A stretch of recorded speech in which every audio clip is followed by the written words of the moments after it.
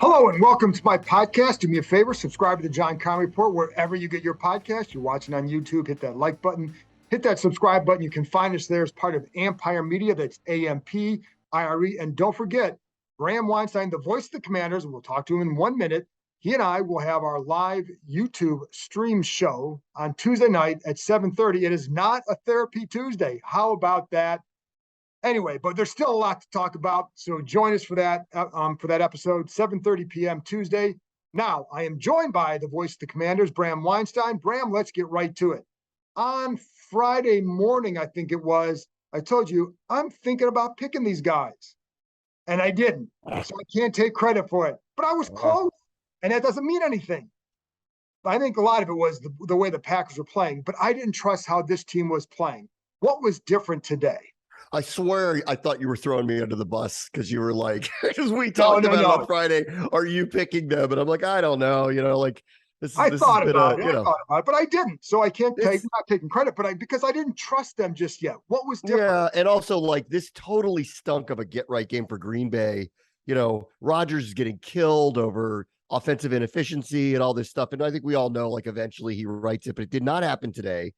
And I mean, honestly, I can't say enough about the defense. Green Bay came in here. It's very unusual that 4 players are playing different positions on an offensive line in a single week, but that's what happened today. Right. With Bakhtiari out, they moved Jenkins, then they brought in the backup tackle and put him to the right, and then the guards were shifted around, and that was a mess. I mean, like that's a mess. And we knew going in, the one thing that's really off about them is they just don't have a downfield passing game. And on the very few attempts that they made doing it, the timing is off.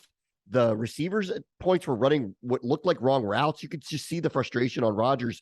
And so they've been kind of relegated to being a run team and an underneath team. And he probably doesn't trust his line to protect him very long, especially against this front. And it showed because the ball's out of his hands immediately. And defensively, Jack Del Rio and company were totally ready for it. What did he have? 190 yards passing, and most of it, like 40, 50 of it came on that last drive. Right. So they had 232 total yards, 0 for 6 on third downs. Now there were 2 third down pickups by penalty on that one series, and then Rodgers threw for 194 yards. And like you said, there was a lot on that last sequence. So they did their job. I mean, look at the rushing. I mean, here's the rushing attempts too: 38 yards rushing on 12 attempts, 3.2 per. That's why this defense has really jumped up. It's not just this game. We've talked about this, but they have been playing better for about 4 or 5 weeks. They just kept giving up big plays, and there were a couple that were close to being made today, but they didn't happen. So that's one of the reasons why they've been playing well. And you talk about the defensive line, and even they weren't getting the sacks, but when you're pressuring, that's what you need. If you're forcing the ball to come out fast, that's what you need. They weren't going to get any sacks because he's getting the ball out of his hands immediately. Right. He was playing to, I don't think I can either be protected or we can't run a slow developing play anyway because I don't trust my receivers, whatever it may be. And I can just hear my boy Zabe freaking out about 12 carries, if that's what the number was tomorrow up at Milwaukee radio. Because frankly, right now, and this is Packers problems, but they should be running the ball more. I mean, that's not even in question that they should be running the ball more. And they didn't today. And I don't know, last couple of weeks, Washington's given up a lot of rush yards, albeit oddly. Justin Fields had a lot of rush yards, mainly on scrambles. It wasn't really runs. Yeah. And there was one bad defensive play that skewed the stats with Herbert having that 64-yard run. And then with Henry had a 100-yard game on them, but he did it on almost 30 carries. So it wasn't a bad number. But I know they pay this guy $50 million, but the object's to win, and their best attribute is running the ball, and it's not even close right now.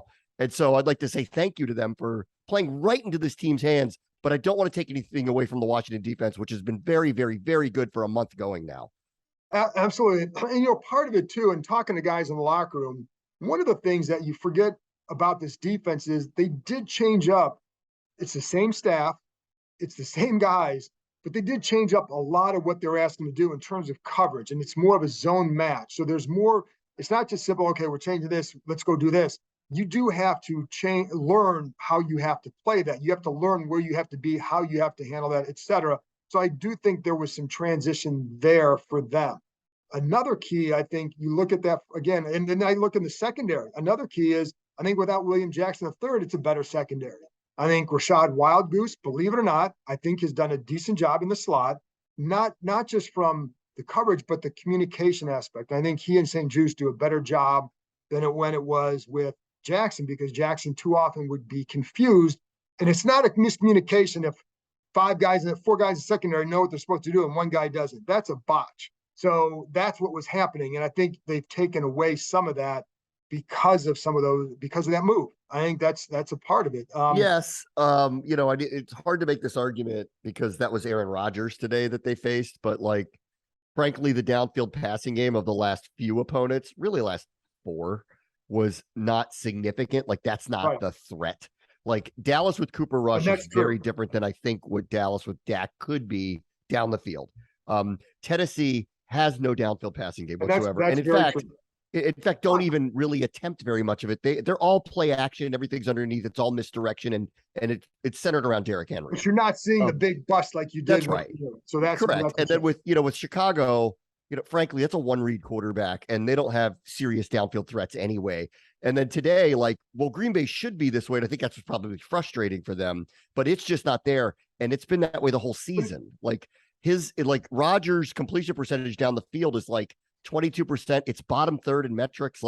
They're just not clicking that way. And the way we talk about how roster construction with guard and potentially corner and stuff like that could have gotten in the way to the slow start. Trust me, in Green Bay, they're screaming and yelling at the GM going, you let Devontae Adams go, you let Valdez-Scantling go, you replace them with nobody that was reliable, and look at what the result is. And I don't care that he's this all-world quarterback. You got to give him some help. Absolutely. And what I'm talking about with the secondary, it's not just the downfield stuff. It's just about knowing your assignment. I think that there are plays that have happened, even in the Chicago game. There were some times where there'd be a motion to a bunch formation, and the way Wildgoose and St. Juste would communicate was just better than it had been. And it prevents some of those situations. It's not even just about the big play. It's about, I'm not going to make this into some all-world secondary, but I do think that's one of those little improvements that I think has helped. Yeah. This really starts with the defensive front. Well, I mean, they gave up 7 points last week, albeit, it took 3 stops inside the 5 to hold them to 7, but they did. Green Bay only scored 2 offensive touchdowns today. You'll take that any day of the week, right? Against them. You'll take that. Tennessee scored 21, but it was hard to get around to that number. It's not easy to score on these guys. And so, again, I don't want to take anything away from them. They've gotten better and better and better. I think you were standing there when we were talking to Bobby McCain, and he kind of reiterated the things that Rivera and Jack Del Rio said in the summer, that everybody showing up in the spring got them more on the same page. That doesn't loop in people like Wildgoose, who showed up at the end of camp after they made some decisions, but they're getting validated with some of these. This guy Wildgoose is, to your point, he's played a lot. He's been put in positions. I thought the first, basically week that he was forced to play against Philadelphia was a really unfair position for him. He hadn't been here very long, got caught a couple of times. And I'm like, that's a reflection of decisions by the coaches, like GM Ron got in Coach Ron's way by putting somebody out there that maybe wasn't ready to take on an offense as dynamic as that. But he's gotten better and better and better. And I agree. The big plays aren't happening. And they just totally stifled Aaron Rodgers today. And so that's worth something. I want to get to the offense in a minute, but I do want to stay here just a little bit with the defense too. What have you thought of the linebacker play lately too? Outstanding. I think outstanding. One of the things before you go on there, one of the things that you'd hear from, when you talk to people here, is communication is so huge in this business, on the field. Now, that I think one thing that's helped is having Cam Curl back out there in those, when he's up in that Buffalo nickel role.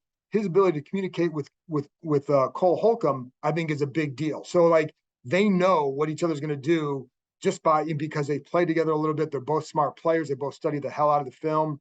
And then I also think the communication with Davis and Holcomb is good. In fact, there have been times, and I'm not going to I don't want to go overboard on stuff, but the defense is playing better. So there are times where they've been pleased because they see Davis relaying something to Holcomb, and they feel like it's not just some one-sided effort here, that they feel like Davis is starting to get it as well. Holcomb's been an animal for about 3 weeks running here. He keeps going like this. He's going to challenge to be a leader in tackles in the NFL. If that continues this way, he's been outstanding. Read, react, moving fast. Davis, I still think like the limitations are out in coverage where he's reacting to something. He can get caught in a matchup. But when he's just going and he's just going a lot more, you see what the athleticism is. The guy's a missile. Like he had 2 tackles for loss here. You know, the one that really stood out earlier this year was the Eagles game where Jalen Hurts, he couldn't get to the edge because Davis was getting there so fast. So things are coming along for them. And listen, that position looked like a massive liability. And I still think, not unlike corner, they're a rolled ankle here or there from being in a really tough spot. They just have no depth. But if those two can stay healthy, I think they've answered a lot of questions. And again, have validated the coaches a little bit in trusting them, because we thought all along they'd bring someone else, you know, viable almost starter to come in and either play for one or the other. And they didn't do that. And I thought it was a risk. And early in the season, it looked like a risk that was a mistake. And now over the last 4 or 5 weeks, it certainly doesn't feel that way. They've both been very, very good. Yeah. And again, the key here with everything is consistency. Let's flip to the offensive side and then Taylor Heinicke and the offense. But look, we'll start with Taylor because he comes in for Carson Wentz. And for people who you haven't heard, Wentz is going to be on IR, so he's going to miss the next 3 games as well with that fractured finger. But Taylor comes in, and we've seen him before. He looks he looks the same. Somehow he does it. Somehow he does it, Bram. Somehow. I love the mentality that the kid has. Love it. This is a hard position to be in because I love him. I really do. I like the way he plays. I understand there's limitations. Like I see them too. Like he doesn't have the downfield arm that someone like Wentz has. But I think, you know, culturally here with this organization, we like underdogs here. We like blue collar players here. Like we don't need a superstar. We'd gladly take Pat Mahomes or Josh Allen if we ever got that person here. But short of that, like these people are attractive to us, like as longtime fans. And I think I'm speaking for a lot of people, and I think everybody knows what I'm talking about. And this guy just plays hard. He puts his body on the line. He's a gamer. He makes a mistake, he doesn't get down. These dudes rally around him. It is like so obvious they rally around him. And it's not a comparison to Wentz or how they played around Wentz. It isn't. And that's why this is a tough thing to talk about. Like, you know, because I've talked to you privately a lot about it. I love this dude. I just like the way he plays. Like, will I agree with the organization that they don't feel like they can get enough out of him 17 times to get where they want to get to? I don't know. But for my money on this team, if you got to play one game and you got to get a win, I want the ball in this guy's hands. I like his moxie. I like the way he plays. I just love him. I like everything about him. And I'm glad he's on this team right now because he might save their season the way it was going. And I don't know what this means in 3-4 weeks. And I don't want to project out because I don't know how they're going to play in Indianapolis or against Minnesota or against Philadelphia. Like they lose the next 3, they'll either go back to Wentz or turn to Hal. But if he gets them on a run, it's going to be because of the way he plays for sure. And if that's the case, then I hope they have a tough decision to make when the time comes.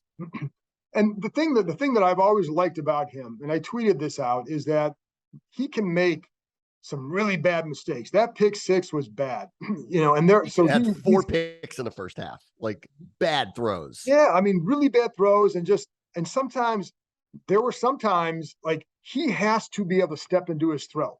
So one of those throws to like McLaurin over the middle, I think it was, where he couldn't put anything on it. It's because Norwell's given up pressure and 97 is right. Frank Clark is like right in his face. So he can't step into it. He doesn't have the arm to overcome that. Not many do.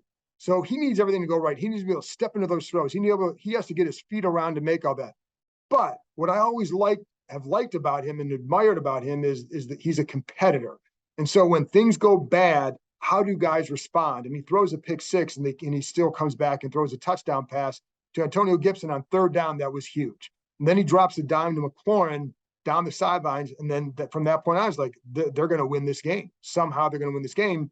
But it's because of that kind of mentality. And I do think it permeates throughout the team. Now, there's the flip side because they know that when it can look really, really ugly at times with him. Of course.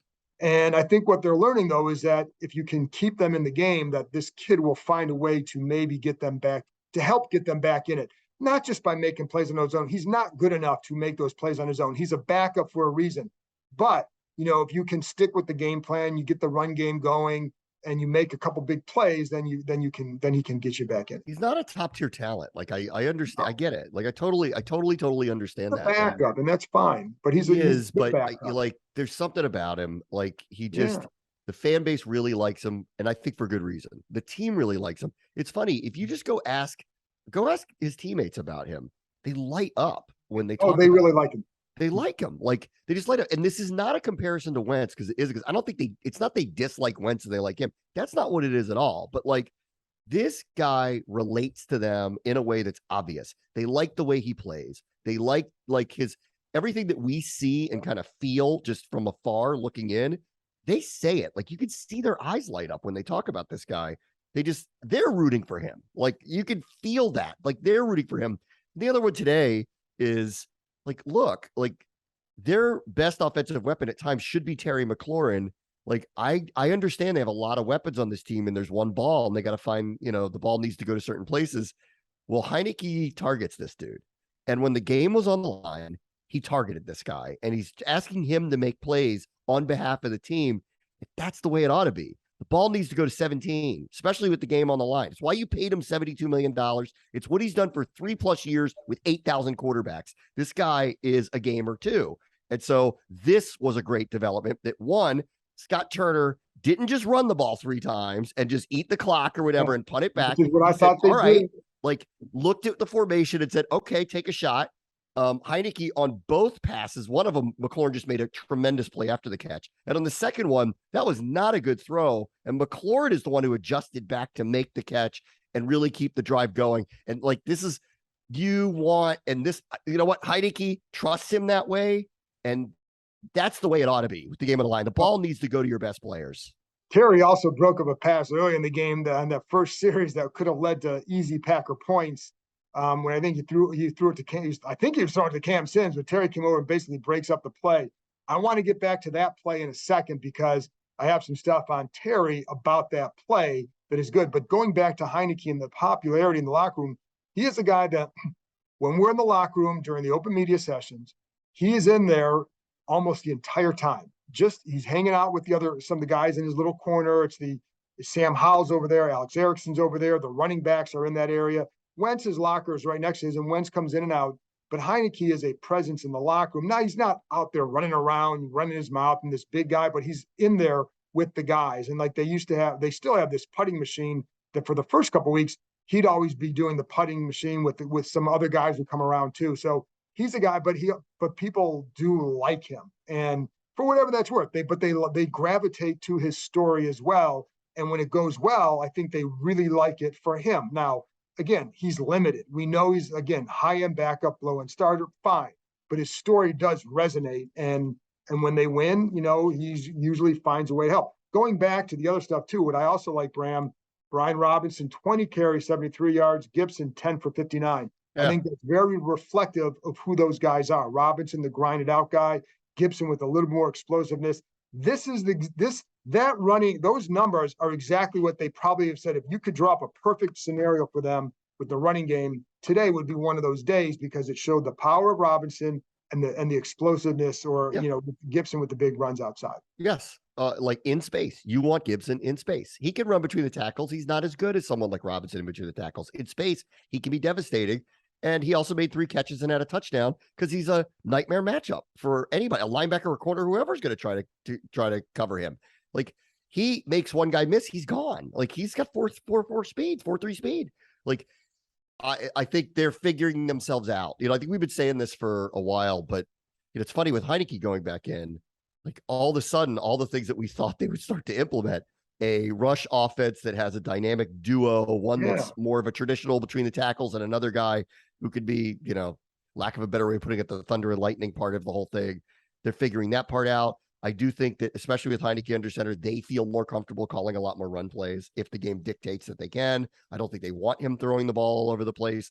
That said, like I will go back to at the end of the game where they very easily could have gotten extremely conservative and run the ball a few times, or even in this one where I think might have been a mistake at the end, on the drive where they kicked the field goal to go up by 9. Like they did have him throw the ball. like Yeah. inside the 5. Like they didn't just try to pound it in, which would have been the more conservative, and considering Robinson's, success rate, probably the best way to go now. And they didn't. They trusted Heinicke to make plays when he had to. And so I like that. But like this feels a little, maybe the balance is this is what we want to be, but it doesn't mean we're gonna shackle our quarterback. Like he can make plays, he is mobile. More in the second half, you saw them roll him out a little bit, design some stuff, show off his mobility, allow that to be a part of the offense. And the other thing I noticed a lot of, there was a heck of a lot more motion today than there has been in recent weeks. Curtis Samuel was moving a lot. He was lining up at different spots. Just watch, go rewatch any game where they use a lot of motion with him. 2-3 people follow him wherever he goes. Like he is a linchpin for their offense. And I thought that disappeared for a little bit. I don't think it disappeared that much, do you? Nice. I don't think it disappeared that much. You think so? Nice to have him back. It is. Now, the other thing, I want to go back to Gibson for a minute too, though, because I'm looking at this. Again, 10 carries, 59 yards, 3 catches, 18, plus a 9-yard touchdown catch. Nice route, nice catch in the back of the end zone. 3 kickoff returns, 78 yards. So he had 150, if my math is right. So if it's not, please correct me, 155 total yards today, which is really good. And again, I think if you said, how's the ideal way to use him? Today was a good way. I'm sure that is a way that they would envision as one, what they really like what they got from him. And I like how they were getting him on the outside. They did a good job at times creating numbers for him. But think about it too, Bram. They scored 23 points.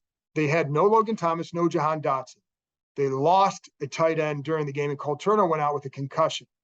They're playing Armani Rogers, who ends up making a couple plays. He has 3 catches for 28 yards. Your line was in better shape than Green Bay's, but like it wasn't like they had all their weapons available today. They were missing guys, and they still somehow made it work. But it really does start with that run game for them. This has to be their identity. It cannot be anything else, because this is where this is a team that needs to minimize a lot of its mistakes, and that's a way for them to do it. Yep. I think, and I think this is, listen, I want to be fair to all the coaches too. Like, I know they've worked with Heinicke for a year, but this is kind of a different offense with a different package with Robinson and Samuel now in it, different linemen. I want to be fair to them to like let them feel this out for a couple of weeks too. And it took them a half. And I mean, and frankly, like as much as I'm praising Heinicke for the comeback and everything, he wasn't very good in the first half. No, he was not. It wasn't very good. It was bad. He was wildly inaccurate. Could have had a number of interceptions. Did have one go back. They're very lucky that the fumble didn't go in for a touchdown too, because there was a penalty down the field. So, he wasn't good in the first half. Not at all. In the second half, things came around, and it's funny. They always talk about the Wentz roller coaster. Boy, you get it with him too. Oh, big Except time. that for some reason, he seems to be sitting in these 1-score games that you feel like they might win at the end of the game. Yeah, and I don't know what that is, but it's like his aura. As others here will say, like he's got that little horseshoe in his back pocket. Yeah, he does. And I think that's he throws some balls up for grabs, like the one to Terry. It's like, it's Terry over there. I'm just going to throw it. But I did want to go back to that play for a reason, because we were talking to Terry about that after the game, and there's 2 things with that. One, he was talking about how much it means to him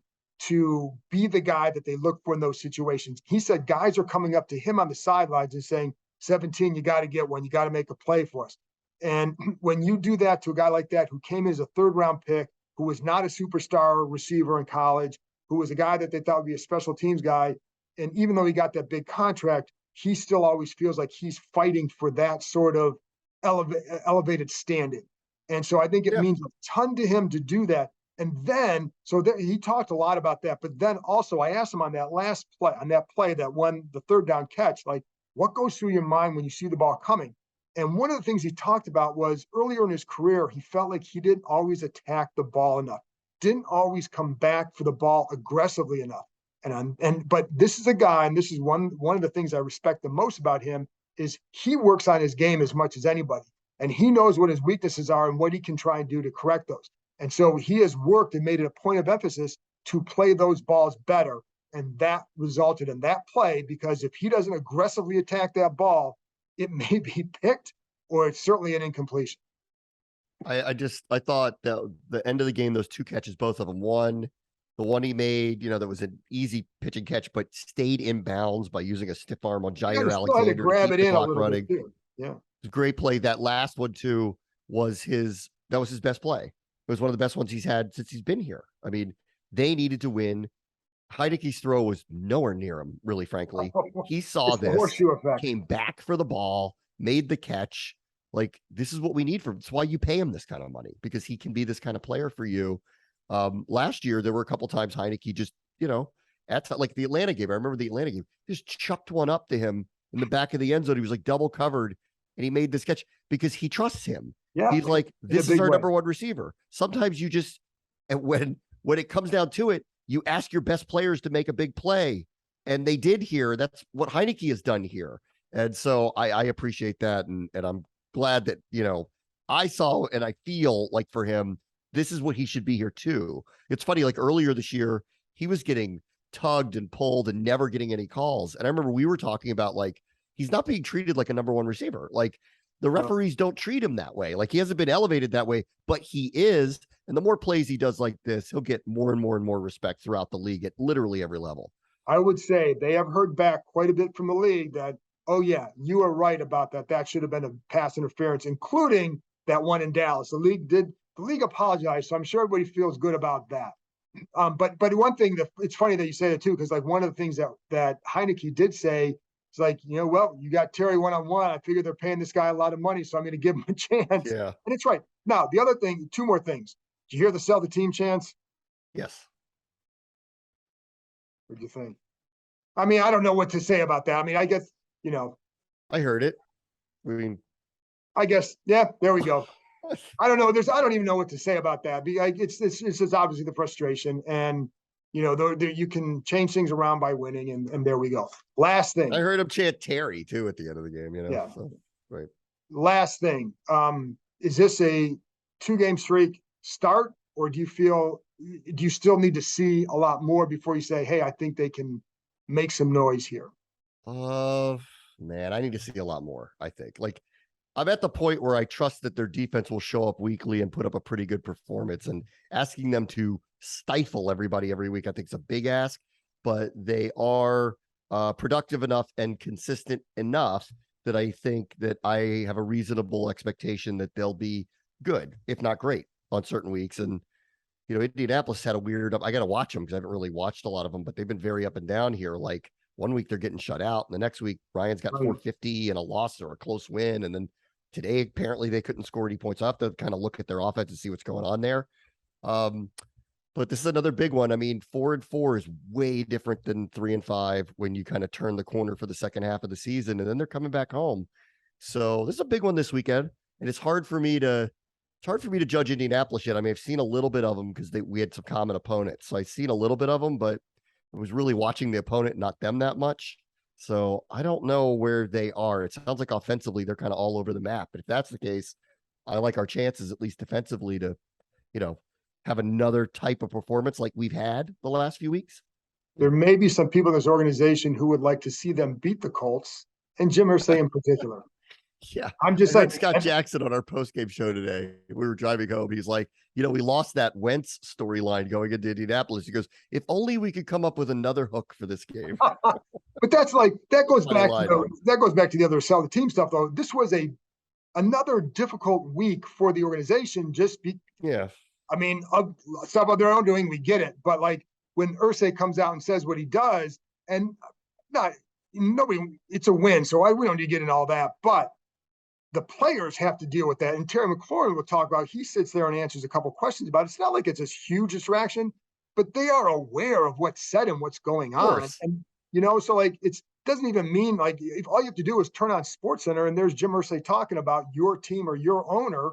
And so I think, when you can go through that, that stuff can wear you out. So when you can get a win in a week like that, I think it can really pick you up. I think the players and coaches say this a lot, and we always think like, oh, they're just saying that, like, but on Sundays between 1 and 4, it shouldn't matter. And like when I'm calling the game between 1 and 4, I'm not thinking about that stuff. No. And I don't care. No, you just want to watch the game. And again, like, and for Taylor Heinicke, like he could, I mean, this month might be the difference between him getting some contract, whether here or somewhere else next year, and having an elongated NFL career or not. Like, So he can't be caught up in what Jim Irsay said at an owners meeting. Like, what does he care? You know, Right. like, so, Right. I think like listen, it's hard. I like, and it's the type of stuff that you would hope when you're with the team, like you're not dealing with, because it's just another thing. It's just a distraction really more than anything, but it really does. I firmly believe this has nothing to do with what happens on the field on Sundays. And I think you saw that today. Like, they could have acted like a team that was under some kind of duress from social media or what the other owners may think, but they didn't. No. And, last thing on this too, and then we'll wrap it up right there. But this win means a lot to Heinicke because he cashes in $125,000 for every win. That's in his contract. And I got a story up on ESPN.com about that right now and what he likes to buy when he gets those W's. So he's got incentive to win games regardless of what's going on. So what's in your contract when they win? What do you get? I get a reprieve. That's what I get. You get like, for us, we get a week where it's like, you don't have to ask about all the nonsense going on. So, anyway, whatever. So let's wrap it up there, Bram. Bram, thanks for joining me. And thanks to everybody for tuning in. As always, you can listen to Bram and I on Tuesday night, 7:30, YouTube live stream. Join us there. Bring your questions. And if you still have some rants or some questions or problems, you can bring those too, because there's still only 3 and 4 and there's a long, long way to go. Have you seen enough to say, hey, maybe they can inch their way back into some sort of playoff contention here in a legitimate fashion? So bring all that Tuesday night, 7:30 Eastern time on YouTube, and we will talk to you next time.